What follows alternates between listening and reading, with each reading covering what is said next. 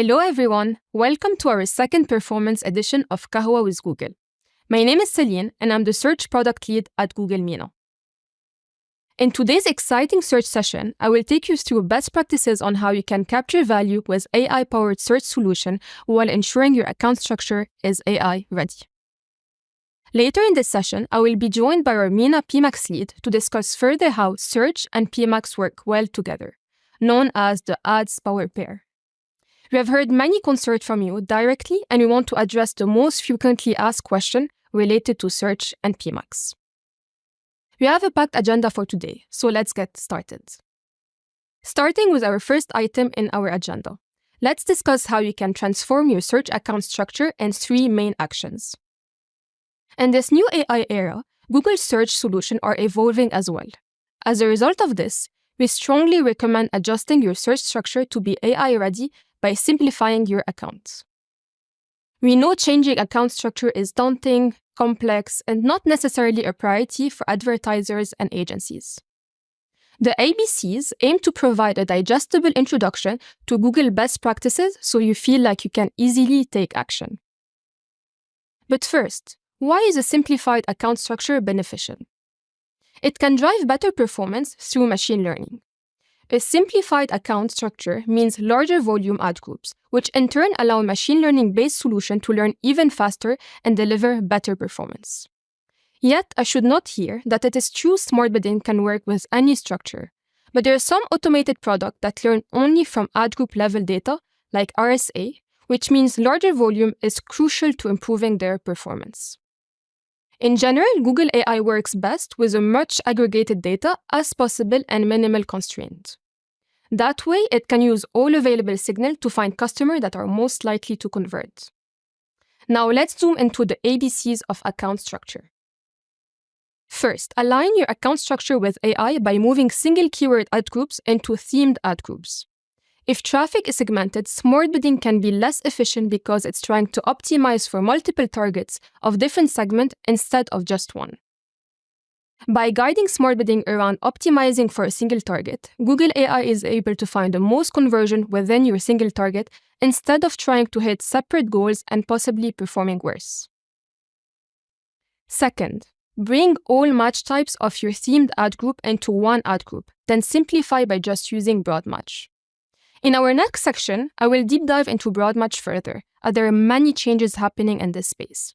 For now, what is important to note is that duplicating the same keyword in multiple match types segment the data smart bidding has to work with and can potentially reduce performance.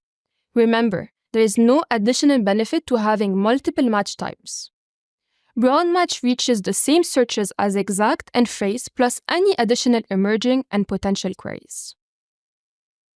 Last but not least, consolidate your structure by only segmenting campaigns based on business objective and clean up duplicate and non-serving keywords. We have seen that over-segmentation and restricting traffic using negative keywords limits Google AI's capability to set the most cost-effective bid and show the most relevant ad for a given query. Instead, by improving your account structure, you will enable Google AI to make better optimization decisions for your business.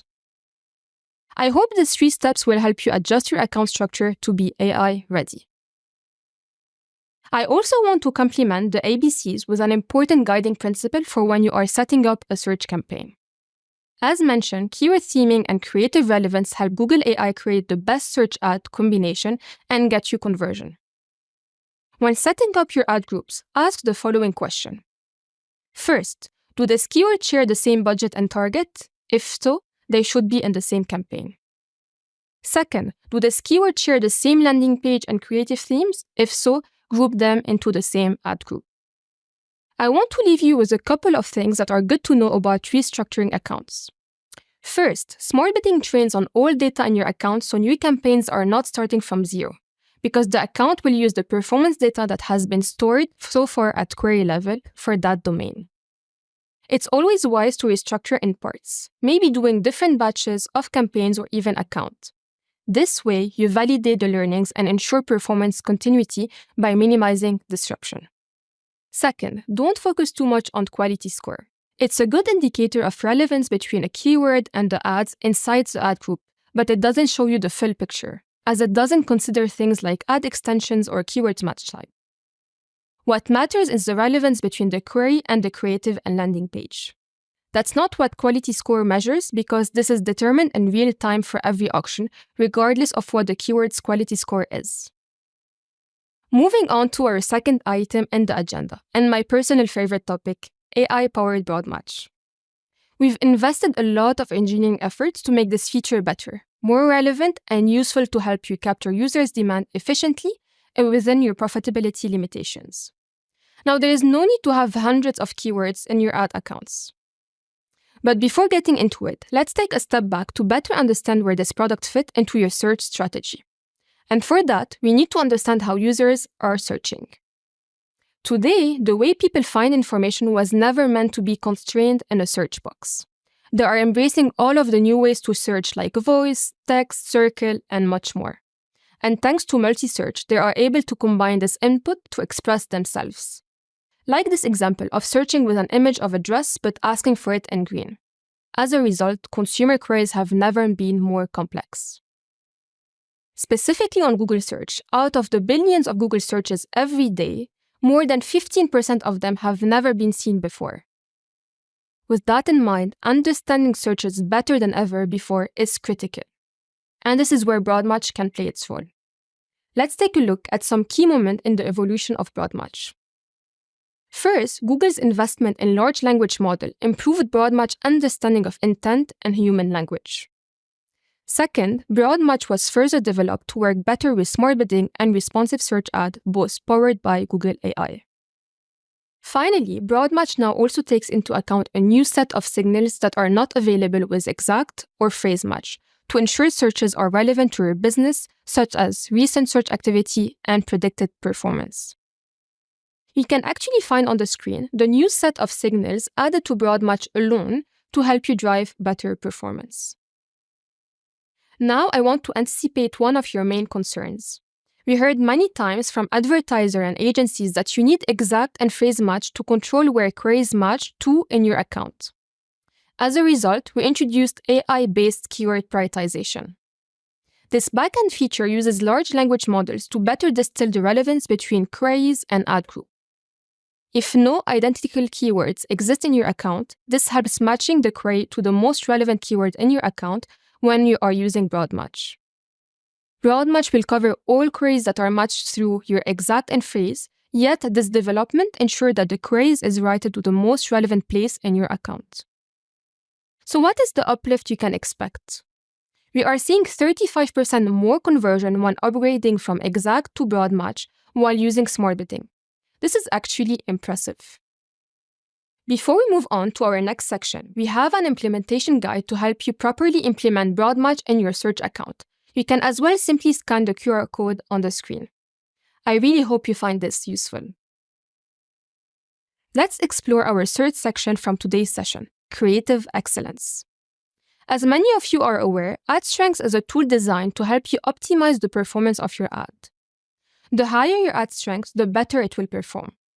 The number one rule for ad strengths is to make sure each ad group includes at least one responsive search ad with good or excellent rating. We have seen that advertisers who improve ad strengths for their responsive search ads from poor to excellent have seen 12% more conversion on average. Now, this is not news. We highly recommend to always including top-performing keywords in your headlines and descriptions to make your ad more engaging and relevant. We also suggest to add as many unique headlines and descriptions as you can following the ad strength recommendation. Remember that adding a higher number of information into your ads will allow for AI to have options to choose from.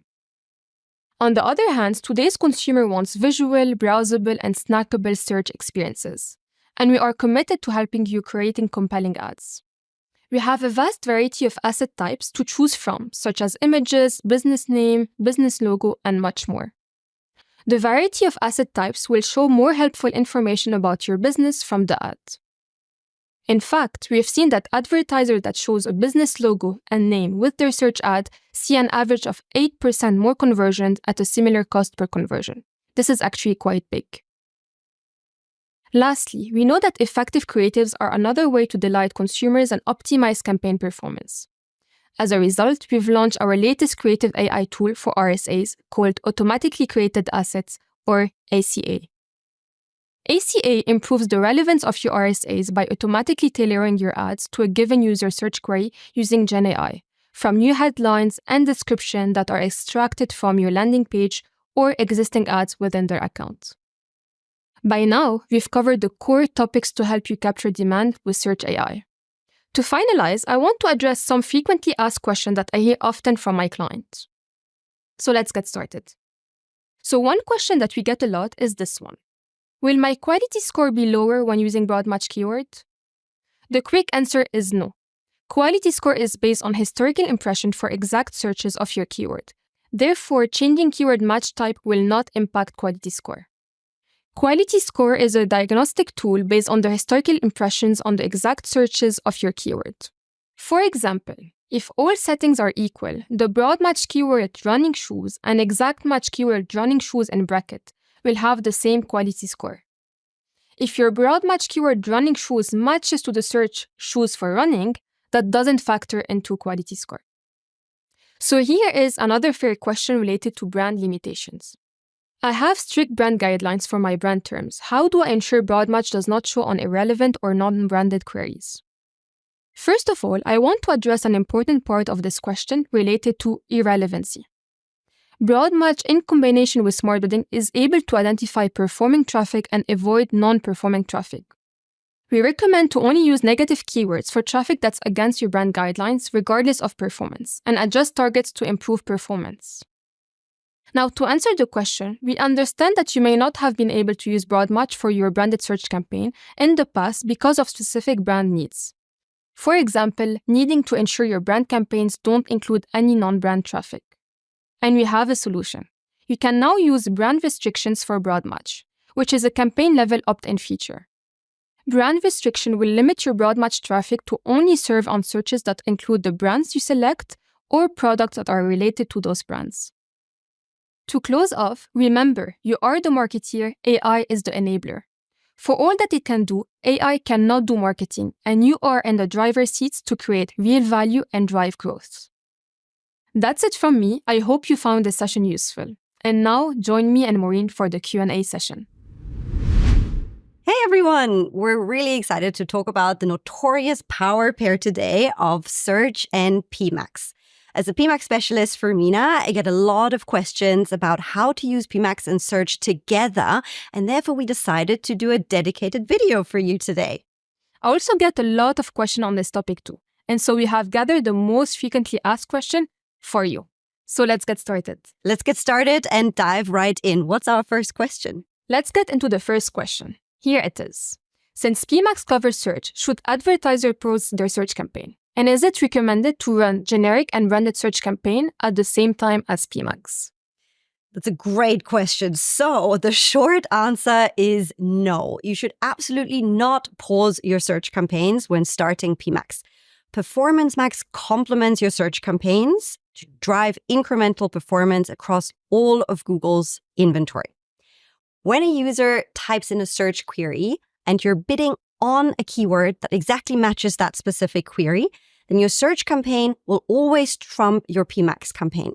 However, when a search query doesn't match any of your keywords in your search campaign, then it's decided by the ad rank which campaign will serve. Celine is going to talk more about the keyword prioritization later.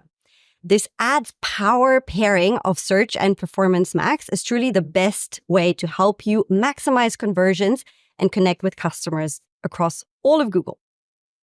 So we understand now that Pmax and Search work well together. However, one of the main questions I hear from my clients is, if they're already using broad match in Search, would Pmax still make sense? Or the other way around, if they're already using Pmax, should they use broad match in Search? That's actually a great question.